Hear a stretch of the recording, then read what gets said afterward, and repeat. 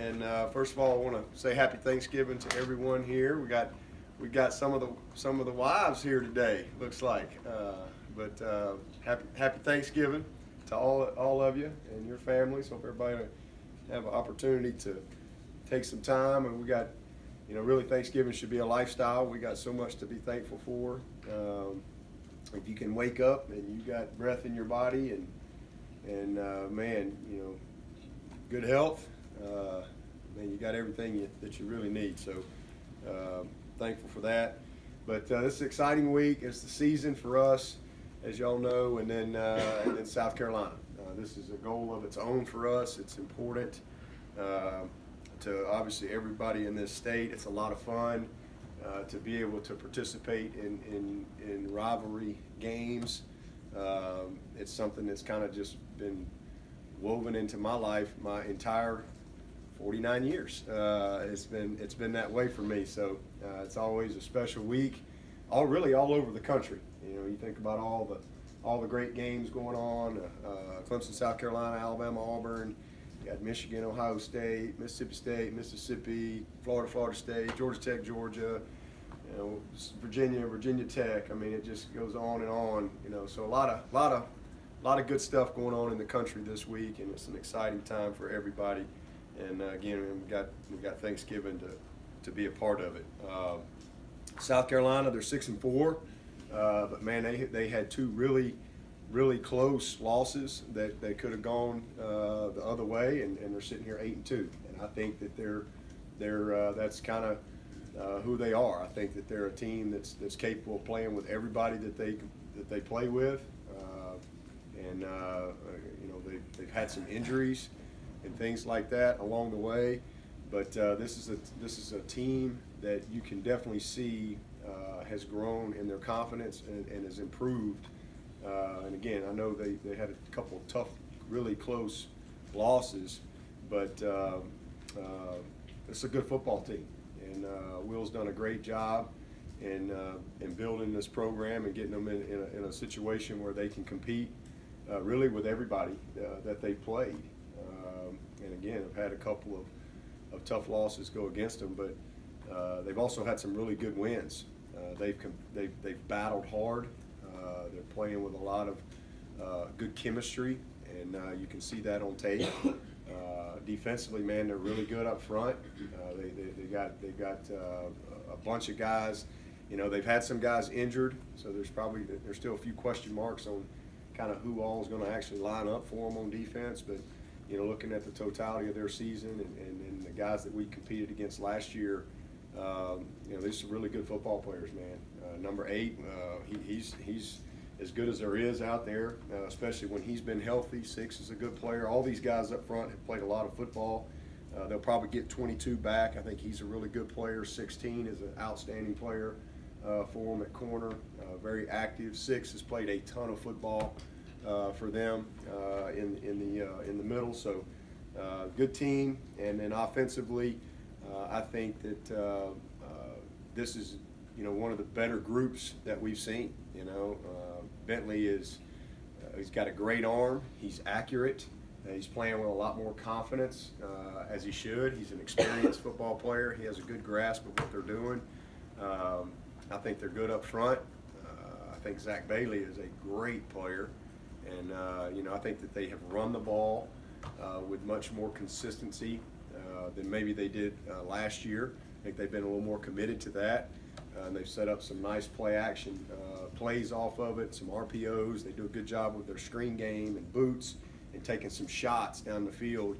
They got some really good receivers. 89 he's a big-bodied player that is a veteran player. He's made some huge plays for them. He's a matchup problem, from just a sheer size standpoint. And then you throw in 13 and 1. Those are 2 of the best we've seen. Really, really good players. 1 is as good a player as we've seen all year. He's a game changer. I mean, he's a guy that you better bring everything you got and wrap up because he's so good with the ball in his hands, and he's so good at breaking tackles and yards after the contact. And then he does I don't think he gets enough credit for finishing plays on balls in the air. You know, I mean, he's not like Brian, you know, a tall wideout, but he plays big. He plays big. He does a great job finishing balls. And same thing with 13. He's not a tall guy either, but he plays long. Good ball skills. He's a matchup problem in the slot. They've played 4 backs, you know, really all year. And I think all those guys have done a nice job. You know, AJ is a veteran guy for him, been around. Dabo, I'm assuming, will be back for him. I think he's a heck of a player. 34 is a sledgehammer for him. You know, but everything's going to go through this quarterback and this offensive line. And you know, again, I think that they've done a nice job, you know, from a scheme standpoint in how they have created angles in the run game. They've done a good job with their empty package and formation into the boundary and trying to create some, like I said, opportunistic opportunities to run the football. And so good matchup. This will be a heck of a matchup Saturday night. We're excited about it. Special teams is something that could be a huge factor in this game, especially with their returners. But again, this is what it's all about. You know, this is a one-game season for us, and I know it's important to both sides. And for us, our focus is on just trying to finish and play our very best 4 quarters of the season. And with that, I'll take your questions. Coach, other than having Dabo healthy this year, do you think the biggest difference for them offensively is their tempo, and how much do you think playing Wake Forest and Syracuse will help in that regard?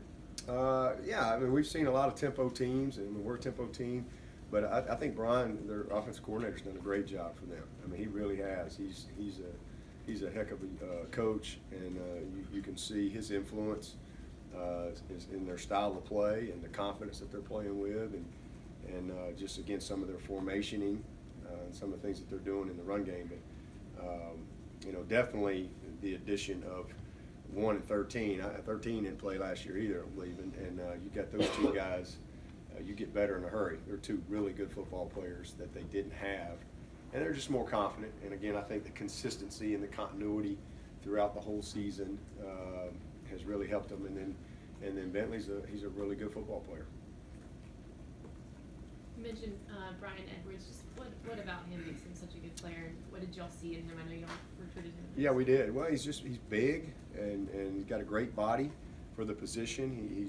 He's long. He's got great jumping ability, good body control. He changes direction. You know, he runs with the ball well after the catch, and he's a very competitive kid. You know, and that's why we liked him a lot in high school. I mean, he played both sides of the ball. He played everything. He played D-end, tight end, receiver, linebacker, safety. He was an athlete that played all over the field. He might have even played a little quarterback. I can't remember, but he's a really good football player and a good kid. Between Thanksgiving and the emotions of rivalry, how do you, on a practical level, keep the players and the coaches, everybody just locked in on the game?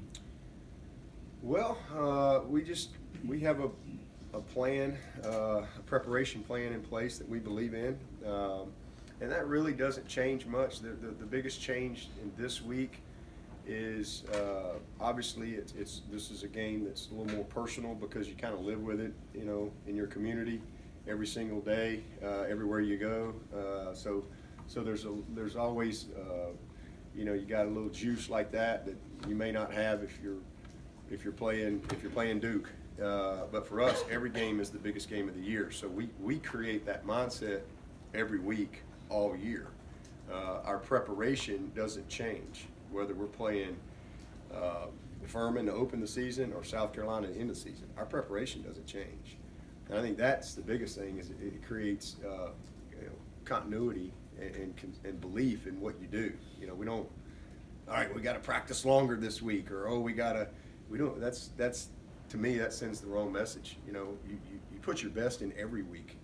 The best you got every single week is for us a championship game. That's what we try to create in our mindset.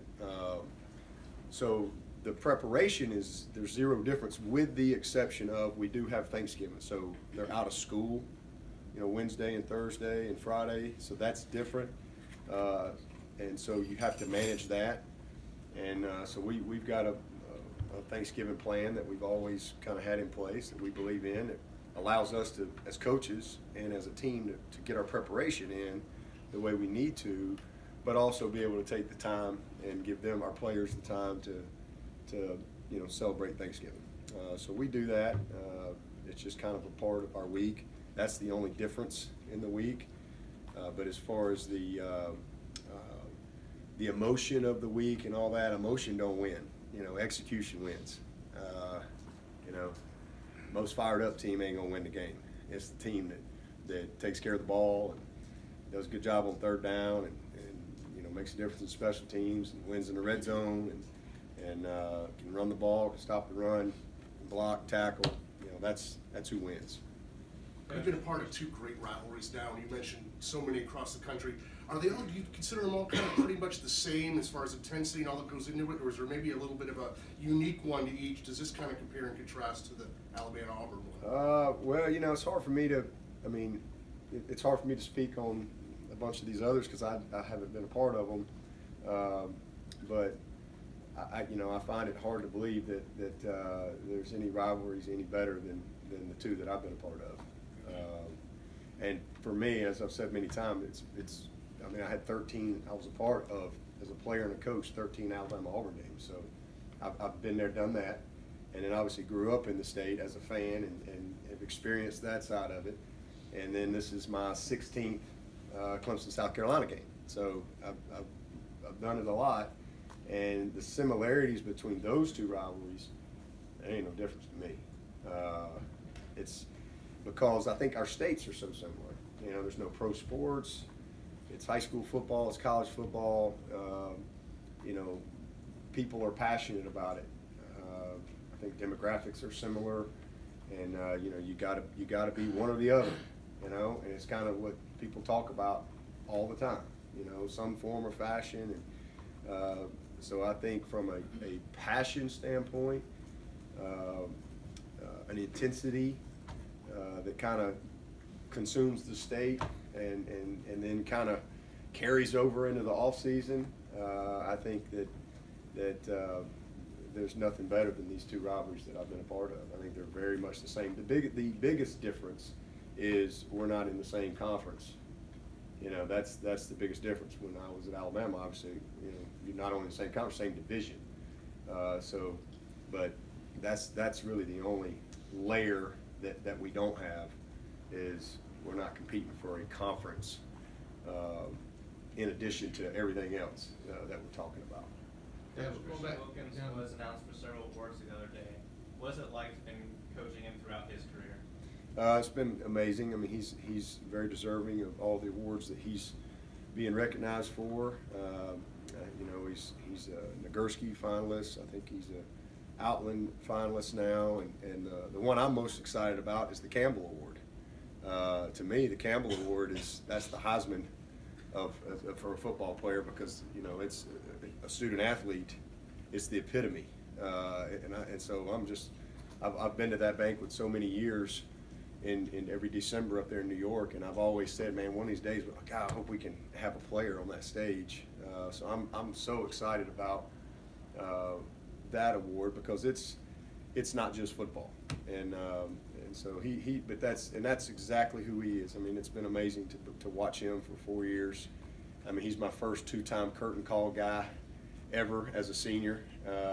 He's a 2.5-year graduate who came back to college, who just plays relentless every single snap. He is so much fun to watch play, to grade. He loves to be coached. He loves to be challenged.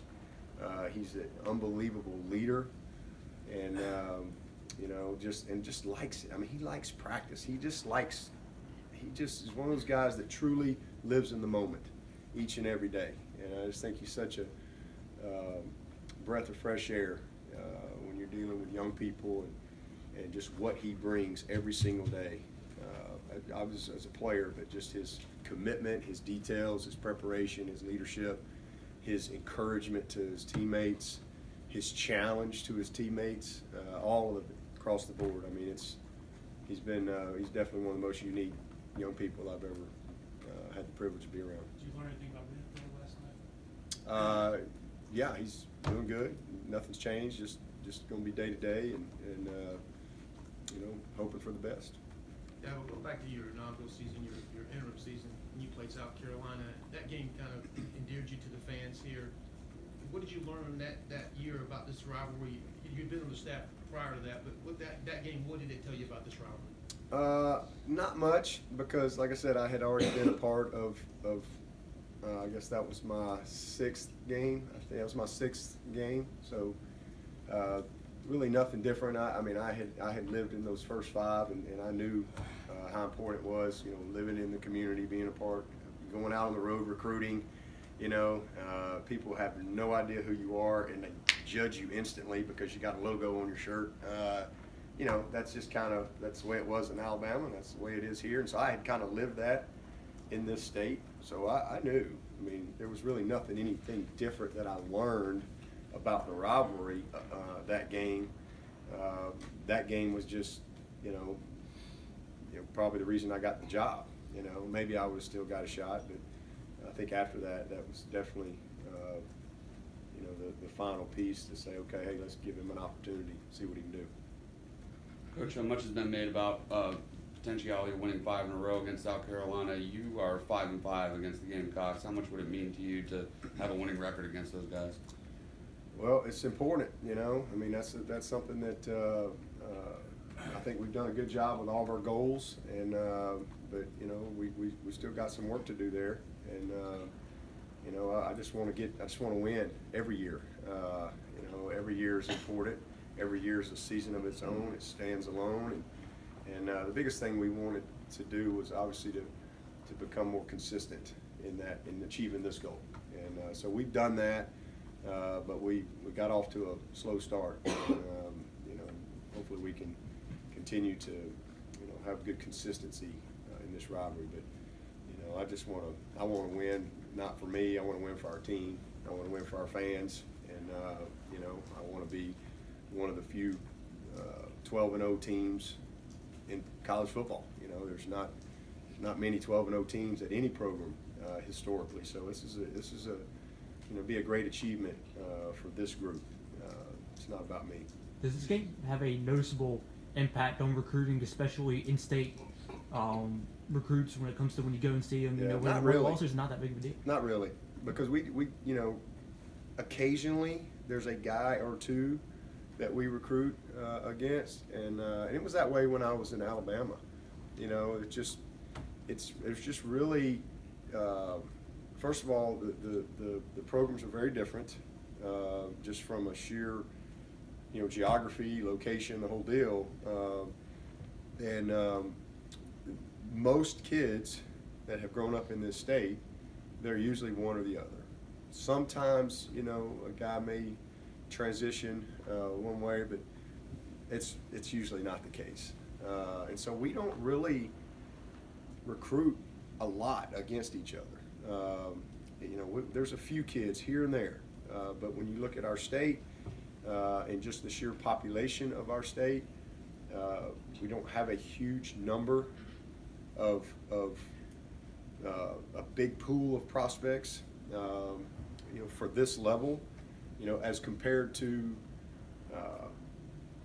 Georgia, Florida, Louisiana, Texas, some of the states like that. I mean, Atlanta has more people than pretty much our whole state. So, you know, just population-wise, our pool is not big for either school. And then you throw in academics and the requirements there, character, you know, your need. You know, you have to fill your need, and you might have a great player, but you don't have a need for that position. I mean, there's a lot of dynamics, and so when it all comes down to it, there's usually not many guys. And then it's, well, this kid's grown up Clemson, or this kid's grown up South Carolina. So it's really more the exception that we have a lot of heated in-state recruiting battles. Most of the kids that if we do recruit against are usually out-of-state kids, but even then, I think you know, we're just so different. And you know, if a kid really likes Columbia, well, Clemson is a whole different setting. if a kid really likes Clemson and the setting of Clemson, and Columbia is very different. So I think that that kind of, you know, changes that dynamic. You would think that we would spend a lot of time recruiting against each other, but we really don't. Has enough time passed